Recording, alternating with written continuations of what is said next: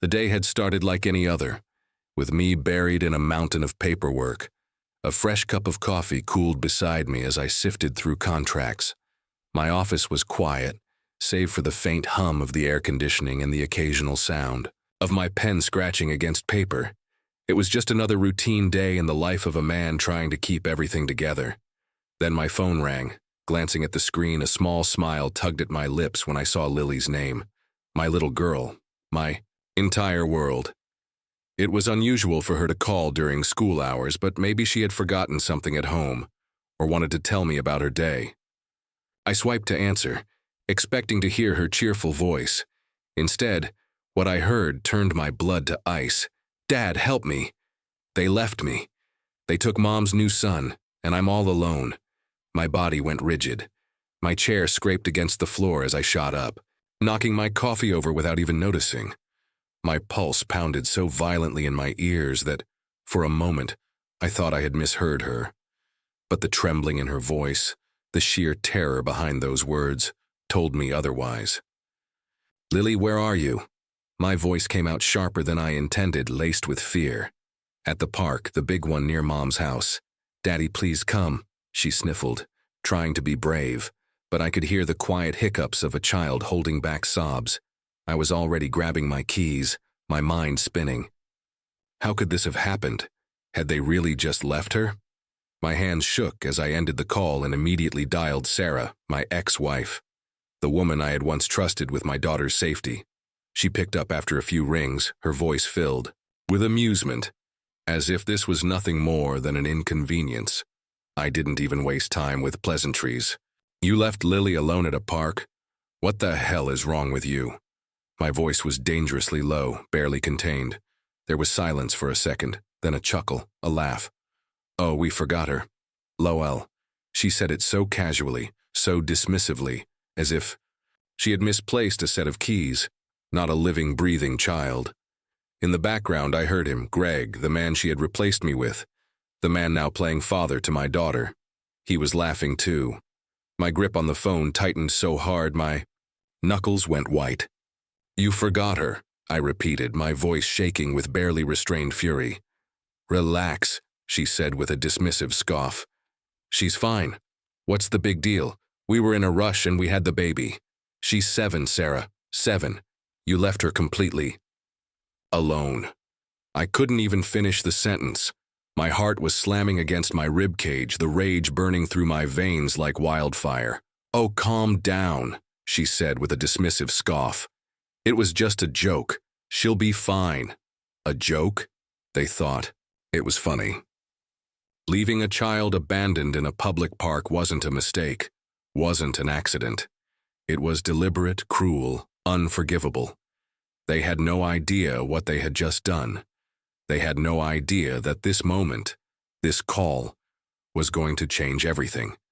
They had no idea that they were about to regret this for the rest of their lives.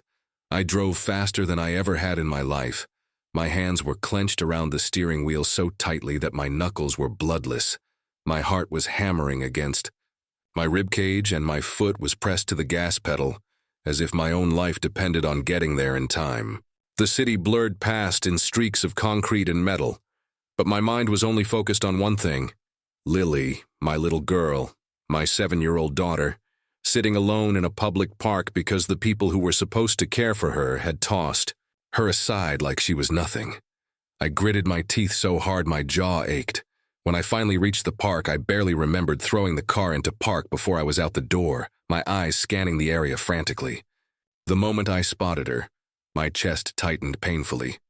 Lily was curled up on a wooden bench near the playground, hugging her knees to her chest. Her small shoulders were shaking, and even from a distance I could see the way her face was blotchy from crying. A kind-looking older couple sat nearby, glancing around as if they were looking for someone, probably the parents of the abandoned child they had found. Lily lifted her head, and the second her big, teary eyes landed on me, she bolted off the bench and ran straight into my arms. "Daddy," she sobbed, her little fingers clutching my shirt as if I might disappear if she let go. "Lily." I didn't know what to do. They just left. I knelt down, gathering her into my arms, pressing my hand against the back of her head. She smelled like strawberries, her usual shampoo, but it was mixed with the scent of dried tears and panic. "I'm here, baby," I whispered, swallowing hard against the lump in my throat. "Daddy's here. I've got you." I held her for what felt like forever, waiting for her sobs to subside. My entire body was shaking with anger, but I forced myself to stay calm for her. I couldn't fall apart now. The couple approached hesitantly. The woman, who had graying hair and a soft expression, gave me a small, relieved smile. Once we found her sitting here alone, she explained gently, said she was crying. "We were just about to call the police when she said you were on your way." I forced my voice to remain steady. "Thank you. Thank you for staying with her." "Of course," the man said firmly. "I have grandkids I can't imagine." His voice trailed off, anger flickering in his gaze. He didn't have to say it. I knew what he was thinking. What kind of mother does this? I shook their hands, thanked them again, and scooped Lily up into my arms. She clung to me as I carried her back to the car. The moment I buckled her into the back seat, I knew I had to tread carefully. I needed to get her home, make her feel safe, but I also needed to know everything. "Lily, sweetheart, can you tell me exactly what happened?" I asked as I pulled out of the parking lot, my voice as gentle as I could manage despite the storm raging inside me. She sniffled, rubbing at her eyes. "Hey, Mom took me and Greg and the baby to the park. We had a picnic. Then I had to go to the restroom. When I came back, they were gone." A sharp pain twisted in my gut. "Did you try calling Mom?" She nodded. Her phone was off. Unbelievable. "Did anyone say anything before you left? Anything about leaving you there?" Lily hesitated, then slowly pulled something out of her backpack. Her iPad. "On Peach, I recorded it," she whispered. For a moment, I just stared. Then, carefully, I took the device from her small hands and opened the voice recordings. The latest one was from earlier that afternoon. I pressed play, and what I heard made my blood run cold. Sarah's voice clear as day, laughing. "Well, let's all leave while she's in the restroom. It'll be hilarious when she comes back." Greg chuckling in the background. "Oh yeah, let's see how long it takes before she cries." Then Sarah's mother shouting, "Oh, Sarah, you're terrible," followed by more laughter. They planned this. I gripped the steering wheel so tightly my fingers ached. I could barely breathe past the rage boiling in my chest, but when they thought it was funny, I muttered, my voice deadly quiet. Lily didn't say anything. She just watched me with wide eyes. I forced myself to take a deep breath. I couldn't let her see me like this. I needed to be calm for her. "Thank you for showing me this, sweetheart," I said after a long moment, keeping my voice even. "You did the right thing." She nodded but didn't speak. When we got home, I made her favorite snack, peanut butter and apple slices, hoping it would help her feel better. She ate quietly at the kitchen table while I sat across from her, watching her closely. I wanted to tell her everything was going to be okay, that her mother would never do this again, that she was safe. But I wasn't going to lie to her because Sarah wasn't just going to get away with this. Not this time. As Lily finished her snack, I stood up, pulling out my phone. I had work to do, evidence to prepare, calls to make. Sarah had made a mistake. A grave, unforgivable mistake. And I was about to make sure she would regret it for the rest of her life. I sat at the kitchen table long after Lily had fallen asleep, staring at my phone. My mind was racing. Every possible scenario running through my head. Sarah had abandoned our daughter on purpose, as a joke. A joke. I clenched my fists, struggling to contain the fury rising inside me. The recording played in my head on a loop. Sarah's laughter, Greg's voice egging her on, her mother's dismissive chuckle. They didn't just forget Lily. They deliberately left her behind, entertained by the idea of a 7-year-old girl panicking in a public park. I exhaled slowly, trying to keep my rage in check. Losing control wouldn't help Lily. I needed to handle this smartly, carefully, but most of all, I needed to make sure they never got the chance to hurt her again. I grabbed my phone and dialed Sarah. She picked up on the third ring. "Oh, now you're calling me," she said lazily, as if I were interrupting her. Since you abandoned my daughter on purpose, I said, my voice so calm it scared even me. Sarah sighed dramatically. Oh God, are we still on this? She's fine, isn't she? Kids are resilient, you know. She probably already forgot about it. I gripped, my phone so tightly I thought it might crack. Lily cried herself to sleep tonight, I said, my voice barely above a whisper. Do you even care? Silence, then a scoff. Oh, come on, you're being dramatic. It was just a harmless joke. She was never in danger. And you think this is a joke? I asked, my voice tight. You have no idea what you've done. But you will? I didn't wait for her response. I hung up. I sat there for a long moment, breathing heavily, trying to calm the storm inside me. I could still hear Sarah's laugh ringing in my ears, could still picture Greg sitting beside her, amused at the thought of a terrified little girl. They thought they could brush this off. They thought there wouldn't be consequences. They were wrong. The next morning, Lily was quiet at breakfast. She pushed her cereal around with her spoon, eyes downcast. She hadn't brought up what happened again, but I could tell it was still sitting heavy in her chest. Sweetheart, I said, gently, sitting across from her. You know what happened wasn't okay, right? She nodded slowly but didn't look up. I guess I wasn't important enough for them to remember, she said in a small voice. The words hit me like a sledgehammer. Lily, listen to me. I reached for her hand, squeezing it lightly. You are the most important person in my life. You will always be important. What they did says nothing about you and everything about them. You did nothing wrong. This is not your fault. She finally met my gaze, her eyes searching mine. Are you mad at me? She whispered. Never, I shook my head. I'm mad at them, and I promise you I won't let this happen again.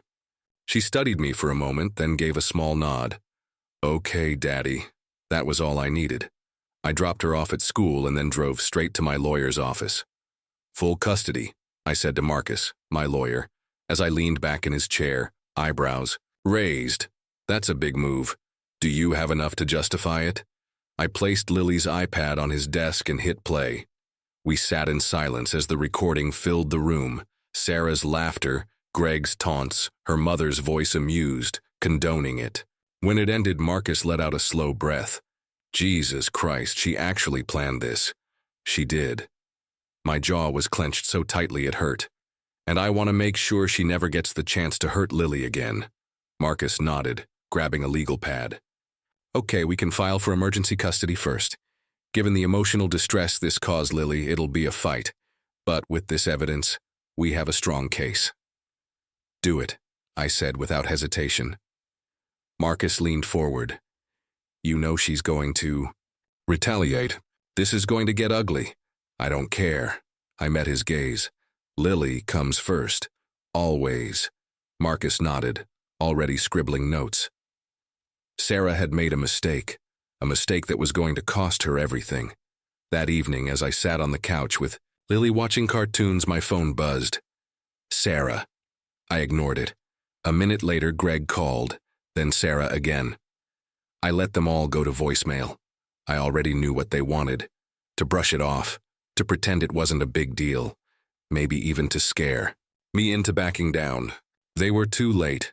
I glanced down at Lily, who was curled up against me. Her tiny body was relaxed for the first time since the incident. I ran a hand through her soft curls, pressing a kiss to the top of her head. No matter what happened next, I would fight for her.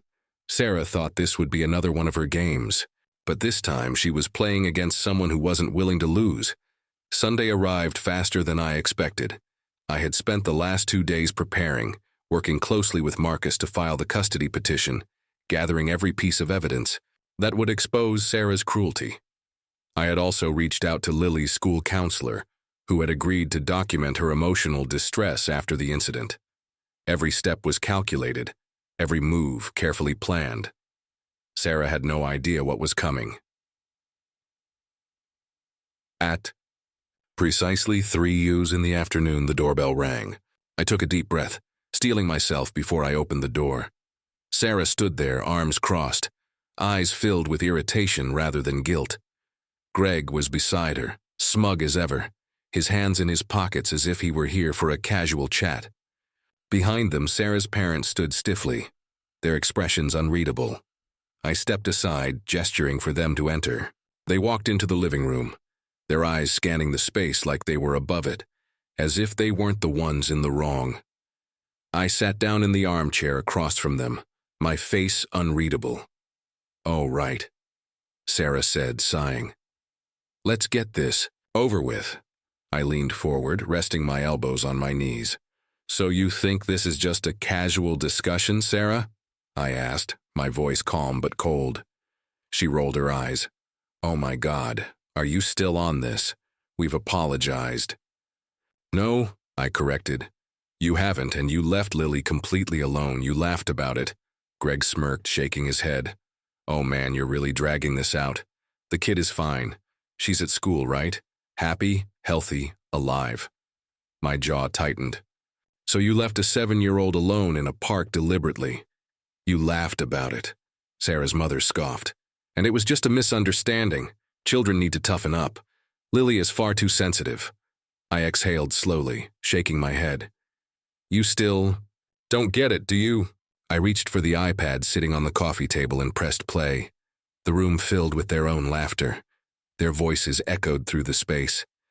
Every cruel word, every taunt, recorded for them to hear. Sarah's face drained of color. Greg shifted uncomfortably. Her parents sat frozen, unable to look at me. I let it play in full. Let them listen to every second of their own heartlessness. When the audio finally ended, the silence in the room was deafening. Sarah was the first to react. "Who recorded us?" she hissed. "Lily did," I corrected. "You left her alone, and she knew. Something was wrong. A 7-year-old girl had more sense than the 4 adults who abandoned her." Sarah clenched her fists. "You had no right." "And I had every right," I interrupted, my voice quiet but firm. "You don't get to treat my daughter like this and walk away unscathed." Greg finally spoke, leaning forward. "Look, man, you're blowing this way out of proportion. She's fine. She's at school, right? Happy, healthy, alive." "Shut up." I cut him off sharply, my eyes locking onto his. "You're a pathetic excuse for a man. You stood there and encouraged this. You laughed. You thought it was funny. Well, let's see if you're still laughing after today." Sarah's parents stiffened at my tone, their eyes darting nervously between. "Zio, what do you want?" Sarah's father finally asked. I sat back, folding my arms. "Simple. Effective immediately. I'm filing for full custody. Lily is never stepping foot in your house again. None of you will ever see her unless the court allows it. And trust me, after hearing this recording, they won't." Sarah's eyes widened. "You can't do that." "Watch me," I said flatly. Her mother gasped. "You're trying to take a daughter away from her mother over a prank." I turned to her, my expression unreadable. A prank is hiding behind a door and saying boo. A prank is putting salt in someone's tea instead of sugar. What you did was cruelty. You deliberately abandoned a child for entertainment. That's not a prank, that's neglect. Sarah's breathing had picked up. "You can't take her from me," she said, her voice shaking. "Supposed to be," I replied. "But you've made it clear that your new family matters more to you than your own daughter." Greg scoffed. "And what do you think is going to happen? That we'll just roll over and let you win? You're being dramatic. No court is going to take full custody from a mother over one little incident." I smirked. "He'd be surprised how much weight evidence holds in family court." Sarah's father stood up, furious. "You can't ruin our daughter's life over this. Be reasonable." "Reasonable?" I repeated, standing up as well. "You're asking me to be reasonable when your daughter left my child abandoned and then laughed about it." Sarah's mother grabbed her purse. "We're leaving," she said, tugging her husband toward the door. Greg and Sarah stood too, but before they could reach the exit, I spoke again. "Oh, one more thing," I said, making them pause. "You should probably warn Greg's clients. Once this gets out, I doubt they'll want to work with a man who thinks child neglect is funny." Greg's face darkened. "You wouldn't." "I already did," I said coolly. Sarah let out a strangled sound somewhere between frustration and panic. "You're going to regret this," she seethed. "Ah, no," I said coolly. "You are." I opened the door wide, gesturing for them to leave. Sarah stormed out, Greg following close behind. Her parents trailed after them, silent for once. I watched them go, my heart pounding but my resolve steady. This was only the beginning. They had made their choice. Now they were going to face the consequences. The door clicked shut behind them, but the tension in the room lingered like a thick fog. I let out a slow breath, my hands still clenched into fists. My entire body felt coiled, ready to strike. But the fight was over for now. I walked to the living room window, pulling back the curtain just enough to watch them pile into their car. Sarah was talking rapidly, her hands flying in frustration, while Greg looked like he was barely holding back his own anger. Her parents were stiff, avoiding eye contact with each other as if they had suddenly realized they had backed the wrong side. Good. Let the panic set in. I let the curtain fall back into place and turned around, my eyes landing on Lily's backpack resting, the couch. That was the only thing that mattered right now, my daughter, her safety, her well-being. Everything else was just noise. I sat down, rubbing my temples as the events of the last few days weighed on me. Sarah's reaction had been exactly what I expected. Defensive, dismissive, and completely devoid of remorse. She hadn't apologized, not once. She hadn't even asked if Lily was okay because, in her mind, Lily didn't matter. Not as much as Greg, not as much as their new baby. That thought alone sent another wave of anger rolling through me. A knock at the door pulled me from my thoughts. I frowned. They couldn't be back already. I approached cautiously and peeked through the peephole. "Marcus," I pulled the door open. "You're fast," he said, walking in without waiting for an invitation. His usual easygoing demeanor was replaced with sharp focus. He dropped his briefcase onto the kitchen table and pulled out a thick stack of papers. "I filed everything," he said, flipping through the pages. "Emergency custody request, the neglect complaint, and the petition for sole custody. The judge has already scheduled a hearing for next week." I exhaled in relief. "That fast?"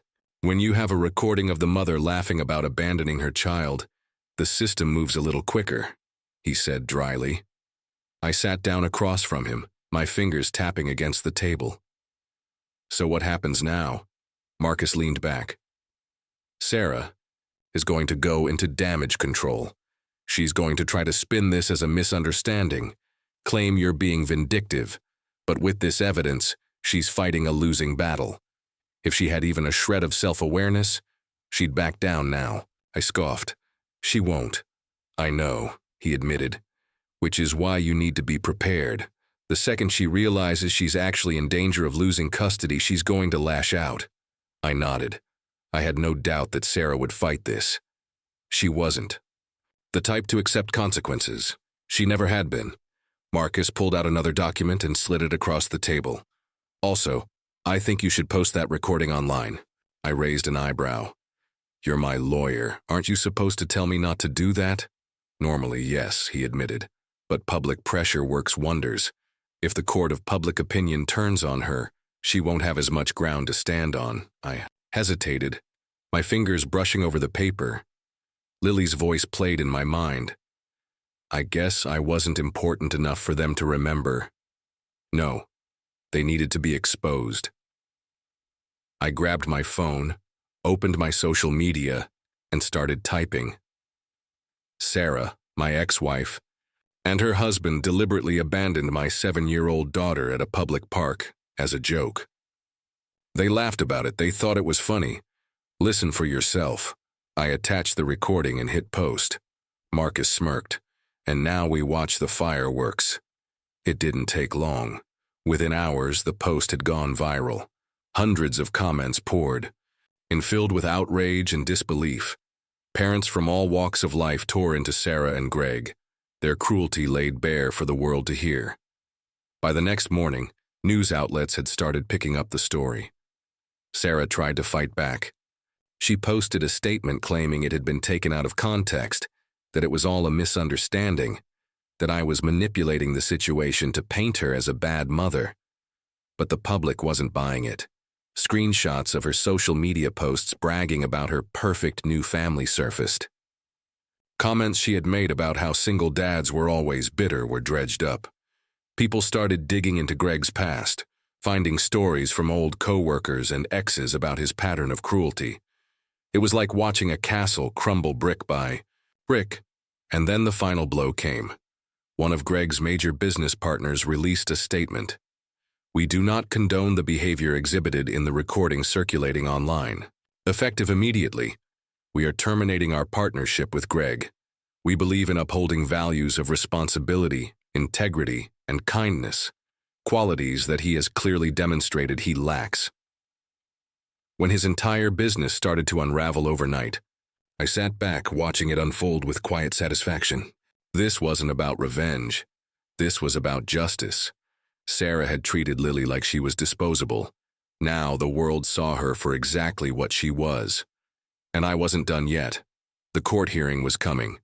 And when that day arrived, I would make sure there was nothing left of her so-called perfect family for her to hide behind. She had chosen her side. Now she was going to live with the consequences. By the time the court hearing was only a few days away, Sarah's life had already started crumbling around her. The internet was relentless. The recording had spread to every corner of social media, with thousands of people condemning her and Greg for what they had done to Lily. Greg's business was falling apart. Clients had pulled out. Sponsors had severed ties. Sarah was scrambling desperately, trying to claw her way back from the mess she had created. But there was no coming back from this. Not this time. I spent the morning going over everything with Marcus, making sure we were prepared for court. The evidence was airtight. The recording alone was damning, but we also had statements from Lily's school counselor, a psychologist who had assessed her emotional distress, and even a written testimony from the elderly couple who had found her at the park. Sarah had no idea what was coming. As I was finishing up some paperwork, my phone buzzed. "Sarah." I let it ring. A few seconds later, a text popped up. "We need to talk now." I stared at the message for a long moment before typing a response. "There's nothing left to say." Her reply was instant. "I know you're angry, but we can fix this. We don't have to go to court. Let's be adults about this." I scoffed. Adults. She hadn't acted like an adult when she abandoned our daughter. She hadn't acted like an adult when she laughed about it. Now, when she was finally facing the consequences, she wanted to be adults about this. I didn't respond. A minute later, my phone rang again. This time, it wasn't Sarah. It was Greg. I hesitated before answering. "What do you want?" I said flatly. There was a pause. Then, to my surprise, he sighed. "Look, man, this is getting out of hand." I almost laughed. "You're just realizing that now? All right, fine. You're pissed. You want payback. But do you really want to destroy Sarah's life over this?"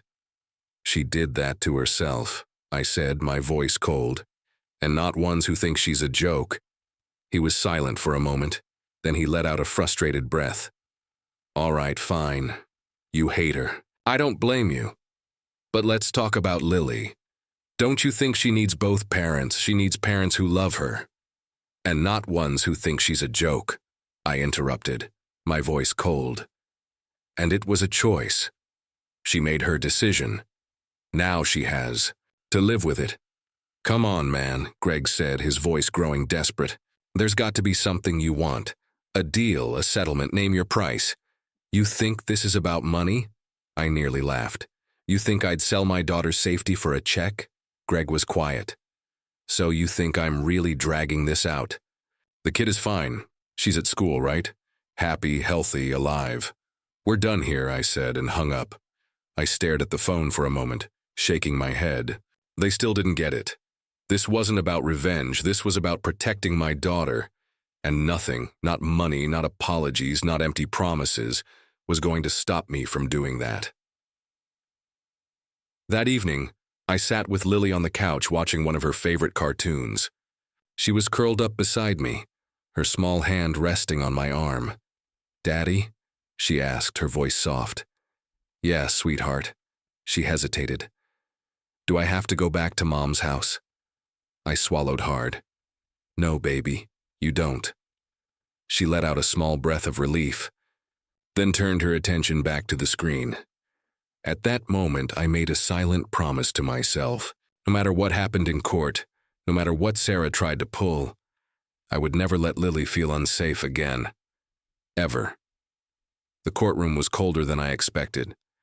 The air conditioning hummed softly above us, but the tension in the room made the chill even sharper.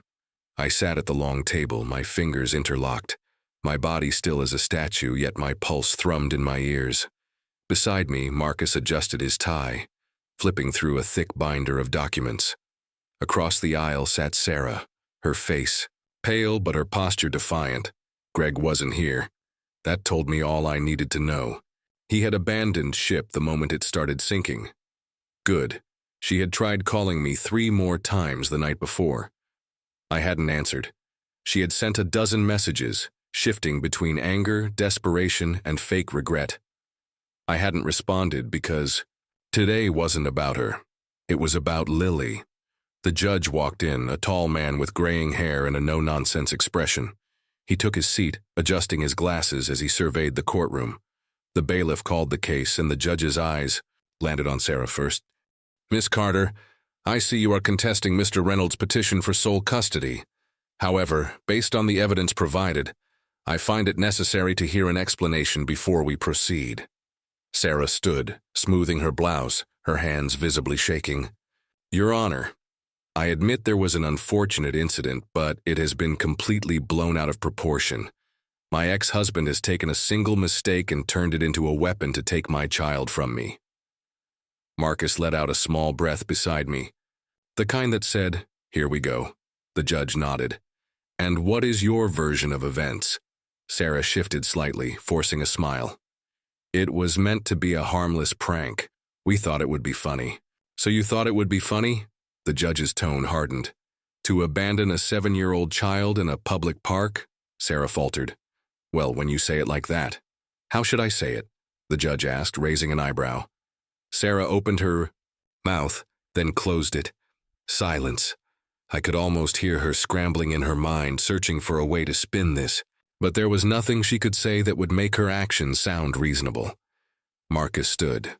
Your Honor, with your permission, I'd like to present Exhibit A. The judge nodded, and Marcus walked to the evidence table, setting down Lily's iPad. He pressed play, and the courtroom was filled with Sarah's laughter, Greg's voice chuckling beside her, her mother's voice dismissing it as harmless fun. The judge listened intently, his face unmoving as the full recording played. When it ended, the silence in the courtroom was deafening. Sarah's face had gone completely pale. She was breathing heavily, as if realizing for the first time how damning her own words were. The judge leaned forward. So, Miss Carter, do you still believe this was a harmless prank? Sarah swallowed. I didn't mean yes or no, Miss Carter. Her voice was barely above a whisper. No, the judge turned his gaze toward me. But, Mr. Reynolds, I assume you have further evidence to present. I nodded. Yes, Your Honor. We have statements from Lily's school counselor as well as a psychologist who evaluated her distress following the incident. Additionally, I have witnessed testimonies from the couple who found her abandoned at the park. Marcus handed over the documents. The judge flipped through them, nodding slowly. This is damning evidence, Miss Carter, he said, looking back at her. I'm struggling to understand how you believe this was appropriate behavior for a mother. Sarah's hands clenched at her sides. I love my daughter, and I have a strange way of showing it, the judge replied, unimpressed. Sarah's voice cracked. I didn't mean to hurt her. But you did, I said, speaking for the first time. My voice was calm, but the weight of my words filled the room. You did hurt her, and you laughed about it. Sarah's lips parted as if she had a response, but nothing came. The judge exhaled slowly, setting the documents aside. Miss Carter, you will have no visitation rights until further notice. You may reapply for supervised visitation after a psychological evaluation and parenting courses have been completed. Sarah staggered back, her eyes wide. No, you can't do this. This is not a punishment, Miss Carter. the judge said firmly. "This is a consequence of your actions." Tears welled in Sarah's eyes, but I felt nothing. No sympathy, no regret. She had made her choice. Now she had to live with it. Greg wasn't here to support her. Her parents sat frozen, silent and ashamed. And Lily? Lily was safe. That was all that mattered. The gavel struck, sealing the ruling. It was over. Sarah turned to me, her expression pleading. "Please, you can't just take her away from me." I met her gaze, my voice steady. "I didn't take her away, you threw her away. And now you have to live with that." She let out a quiet sob, but I turned away. This wasn't about her pain. This was about Lily's future, and for the first time in a long time, I knew she would be okay. The moment the gavel struck, sealing the ruling, I felt something inside me settle. It wasn't triumph and it wasn't relief. Not yet. It was something quieter, heavier, like a weight had been lifted. But I wasn't ready to breathe just yet. Sarah was still sitting there, stunned into silence. Her lips parted as if she wanted to argue, to beg, to scream. Her world had just collapsed, and I could see in her eyes that she was struggling to accept it. But there was nothing left to fight. The evidence had spoken. The judge had decided. Lily was mine now, fully, completely. Sarah finally blinked, looking at me. Her face was a mix of anger, disbelief, and something that almost looked like fear. "You really did it," she whispered. "You took my daughter away." I exhaled slowly, standing up. "No, Sarah. You threw her away." Her mouth snapped shut, her eyes glistening with unshed tears. For the first time, I saw something real in her expression. Not the arrogance, not the casual cruelty she displayed in the past. Just the hollow look of someone who had finally realized the price of her own choices. The bailiff called for adjournment, and people started shuffling out of the courtroom. Marcus clapped me on the back, murmuring something about next steps and paperwork, but I barely heard him. My focus was already shifting. I needed to get to Lily. When I arrived at her school, I spotted her immediately. She was sitting on the swing set, her feet kicking lightly against the dirt, her eyes staring up at the sky. I took a deep breath and walked toward her. She noticed me before I reached her, her face lighting up. "Daddy!" She ran straight into my arms, and I scooped her up, holding her close. For the first time in what felt like forever, I could breathe again. "Hey, sweetheart," I murmured into her hair. "Guess what?" She pulled back, tilting her head in curiosity. "What?" I smiled. "You never have to go back to Mom's house again." Her eyes widened. "Ever?" For a moment, she just stared at me, processing. Then her small arms wrapped around my neck, squeezing tight. "Thank you, Daddy," she whispered. I swallowed hard, closing my eyes against the sting of emotions. "You never have to thank me for keeping you safe, baby." I held her for a long time, rocking slightly, letting the weight of everything settle. This was it. We were free. The following days were quiet, almost eerily so. Sarah didn't call. Greg didn't reach out. There were no angry messages, no desperate pleas, just silence. I knew it wouldn't last forever. But for now, I took the peace as it came. Lily and I settled into our new normal. Mornings were filled with pancakes and giggles, afternoons with homework and park visits, and nights with bedtime stories and whispered, "Good night." She slept peacefully now, no longer curling into herself like she was bracing for something bad to happen. She was healing, and so was I. One evening, as we sat on the couch watching a movie, Lily glanced up at me. "Daddy?" "Yeah, sweetheart," she hesitated. "Do you think Mom misses me?" The question caught me off guard. I glanced down at her, seeing the honest curiosity in her big eyes. She wasn't sad, wasn't hurt, just wondering. I thought about it for a moment before answering. "I think she misses the idea of you, Lily, but not in the way she should." She seemed to think about that for a while, then nodded slowly. "Oh, that's okay. I don't really miss her either." It wasn't said with malice, just quiet acceptance. And for the first time since this whole ordeal began, I realized something. Lily was stronger than I'd ever given her credit for, and she was going to be okay. We both were. The days turned into weeks, and slowly, life began to feel normal again. Not the kind of normal where I was always waiting for the other shoe to drop. Not the kind of normal where I had to constantly worry about what Sarah would do next. This was a new normal, a peaceful one. Lily thrived in it. Her laughter came easier, her steps lighter. She no longer flinched at the sound of my phone ringing, no longer hesitated when she mentioned things she loved for fear that someone would dismiss her. She was growing into herself in a way that hadn't been possible before, and I finally had the chance to be the father I had always wanted to be. We spent our afternoons at the park where she raced across the playground, her hair flying behind her as she shouted for me to watch. We made pancakes on Saturday mornings, getting flour everywhere, laughing as she tried to flip them with a spatula twice her size. At night, she curled up in her bed, surrounded by stuffed animals, and asked me to read her stories. Sometimes she wanted adventure tales, other times silly ones. But the nights she crawled onto my lap and said, "Tell me a story about when I was little," were my favorite. Because those were the nights I reminded her how loved she had always been, how she had always been wanted, how she would never have to wonder if she was enough. But peace never lasts forever. It happened one afternoon, while I was at work. I had just finished up a meeting when my phone buzzed with a notification. Lily's school. My stomach tightened. I answered immediately. "Mr. Reynolds." The principal's voice was calm but firm. "We need you to come to the school as soon as possible." Lily's mother showed up. I went cold. She what? She came to the school, unannounced, and demanded to see Lily. When we informed her that she had no visitation rights, she caused a scene. Security escorted her out, but we thought you should be aware. I didn't even remember driving to the school. One moment I was at my desk, the next I was storming through the front doors, my heart pounding like a war drum. The principal met me in the office, his expression serious.